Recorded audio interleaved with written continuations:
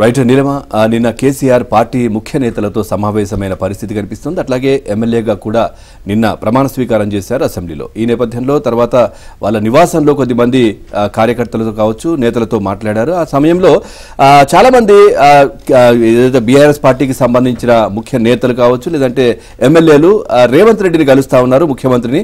So పనుల కోసమని వెళ్తున్నారు తప్పించి అంటే బయటకు మాత్రం వేరే విధంగా వెళ్తా ఉంది.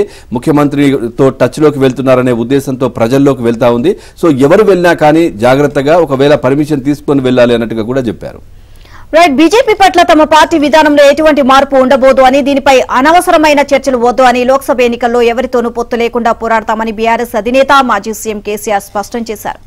బీజేపీతో కలిసి బీఆర్ఎస్ పోటీ చేస్తుంది అని జరుగుతున్న ప్రచారాలను నిలువరించాలి అని పార్టీ నాయకులు కార్యకర్తలకు సూచించారు. అయితే రాష్ట్రంలో బీజేపీ బలపడిందని, దీంతో పార్లమెంట్ ఎన్నికల్లో బీజేపీ కాంగ్రెస్ బీఆర్ఎస్ మధ్య త్రిముఖ పోటీ ఉంటుంది అని కేసీఆర్ అన్నారు.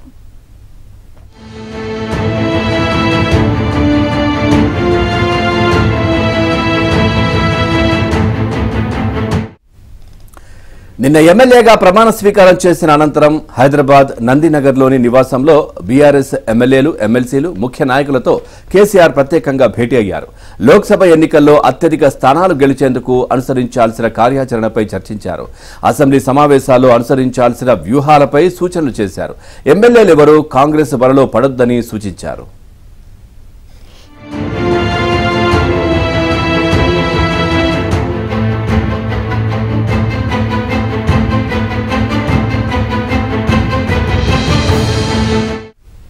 ఇక కొందరు ఏదో చేస్తారు అన్న ఉద్దేశంతో సీఎం రేవంత్ రెడ్డిని కలుస్తున్నారు. వారు అనుకున్నట్లు ఏమి చేయకపోగా ప్రజలు రాజకీయంగా బద్నాం చేస్తున్నారు. జాగ్రత్తగా ఉండండి, ఇక మీదట అలాంటి పనులు చేయకండి. సీఎంను కలవాలి అనుకుంటే సమాచారం ఇచ్చి వెళ్ళండి అని సున్నితంగా హెచ్చరించినట్లు సమాచారం. కాంగ్రెస్ ప్రభుత్వం చాలా సవాళ్లను ఎదుర్కోవాల్సి ఉంది.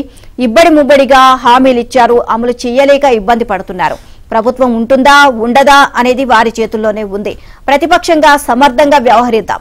ఏడాదిలోపే ప్రజలకు అసలు విషయం తెలుస్తోంది. మనం తొందరపడాల్సిన పని లేదు. సంయమనం పాటిద్దాం. చక్కగా నిలబడితే చాలు. వచ్చే ప్రభుత్వం మనదే అని కేసీఆర్ పేర్కొన్నారు.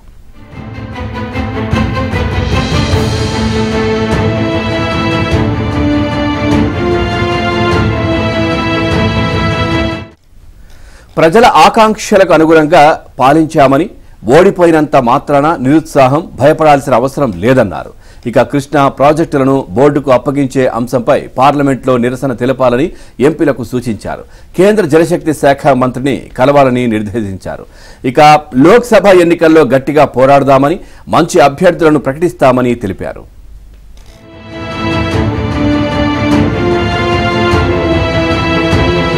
అయ్యారు. ఎన్నికలకు సంబంధించి సమాయత్తం చేసే పనిలో పడ్డారు. లోక్సభ ఎన్నికలు త్వరలో రాబోతా ఉన్నాయి.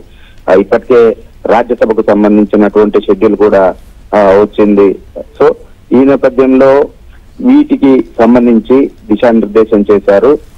ఎమ్మెల్యేలకు ఏ విధంగా ఉండాలి, ఏ విధంగా వ్యవహరించాలి, భవిష్యత్ కార్యాచరణ భవిష్యత్తులో ఏ విధంగా ముందుకు వెళ్ళాలి అనేటువంటి దానిపైన ఒక దిశానిర్దేశం అయితే నిన్న జరిగినటువంటి సమావేశంలో కేసీఆర్ చేశారు. నిన్న ఉదయం మధ్యాహ్నం 12:40 ప్రమాణ స్వీకారం చేసిన వెంటనే ఎమ్మెల్యేలకు, ఎంపీలకు, ఎమ్మెల్సీలందరికీ కూడా ఆయన ఇంట్లో లంచ్ సమావేశాన్ని ఏర్పాటు చేశారు. అనంతరము వారితో సమావేశం అయ్యారు. దాదాపుగా రాత్రి పొద్దుపోయే వరకు కూడా ఆయన ఈ సమావేశాన్ని కంటిన్యూ చేసినారు. దాదాపుగా 10:30 వరకు కూడా ఆయన నేతలతో సమావేశం అయ్యారు. ప్రధానంగా ఇందులో సుతిమెత్తటి హెచ్చరికలు చేస్తూనే కొన్ని కీలకమైనటువంటి సలహాలు, సూచనలు కూడా పార్టీకి సంబంధించినటువంటి నాయకులకు కేసీఆర్ ఇచ్చారు. అందులో ప్రధానంగా ఇటీవల కాలంలో బీఆర్ఎస్ పార్టీకి సంబంధించినటువంటి ఎమ్మెల్యేలు ముఖ్యమంత్రిని కలిసినటువంటి విషయం పైన సుతిమెత్తగా హెచ్చరించినట్లుగా తెలుస్తా ఉంది. అందులో ప్రధానంగా చాలా మంది ఎమ్మెల్యేలు ముఖ్యమంత్రిని కలిసి అభివృద్ధి పనుల కోసము కలుస్తున్నారు. సో జాగ్రత్తగా ఉండండి, పనులు చేయకపోగా పైగా బదనాం కూడా చేస్తారు. ఏదైనా నిజంగా అభివృద్ధి పనుల కోసం కలిసేది ఉంటే చెప్పి వెళ్ళండి. రెండు, ఎవరినైతే కలవాలనుకుంటున్నారో బహిరంగ ప్రదేశాల్లోనే మంత్రులైతే మంత్రుల్ని, ఎమ్మెల్యే ముఖ్యమంత్రిని కానీ ఓపెన్ గానే వెళ్లి ప్రజల ముందే, ప్రజల సమక్షంలోనే కలిసి అభివృద్ధి పనుల కోసం ఇవ్వండి తప్ప లేదంటే బదనామయ్యేటువంటి అవకాశం ఉంటుంది, పొలిటికల్ గా నష్టపోయేటువంటి ప్రమాదం ఉంటుంది అని చెప్పి హెచ్చరికలు జారీ చేశారు. సో దీన్ని బట్టి మనం చూస్తే స్పష్టంగా అర్థమవుతుంది. ఇటీవల కాలంలో కాంగ్రెస్ పార్టీ సవాలు విసురుతా ఉంది. మేము గేట్లు తెరిస్తే బీఆర్ఎస్ పార్టీకి సంబంధించినటువంటి నాయకులు ఒకరు కూడా మిగిలరు అని చెప్పి, అంతేకాకుండా నాయకులు కూడా వెళ్లి కలుస్తున్నటువంటి నేపథ్యంలో వారికి కట్టడి చేసేందుకు కూడా ఇప్పటికే చర్యలు చేపట్టారనేటువంటి సంకేతాలు దీన్ని బట్టి మనకు చూస్తే అర్థమవుతా ఉంది.